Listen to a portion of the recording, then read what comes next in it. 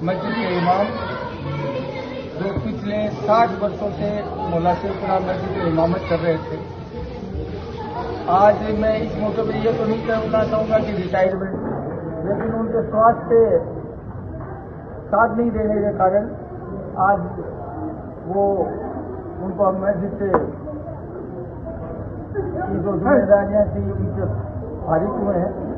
इस मौके पर मैं पूरे शेखपुरा मोहल्ले के हजरात और तमाम सिक्कर के हजरातों का शुक्रिया अदा करना चाहूँगा कि आज इमाम साहब की को रोकड़ के रूप में 9,62,000 रुपये नकद, उसमें 2 लाख रुपये इंतजामिया कमेटी के और बाकी से पैसा पूरे मोहल्ले की ओर से ताउन करके इमाम साहब को हदिये के रूप में दिया गया है। साथ साथ में इंतजामिया कमेटी का भी मैं शुक्रिया अदा करना चाहूँगा। उन्होंने एक जिम्मेदारी नहीं ली है।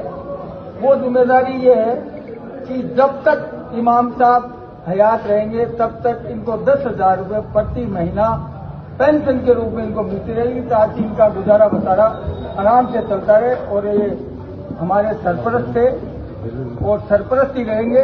इनका कोई रिटायरमेंट नहीं हुआ है।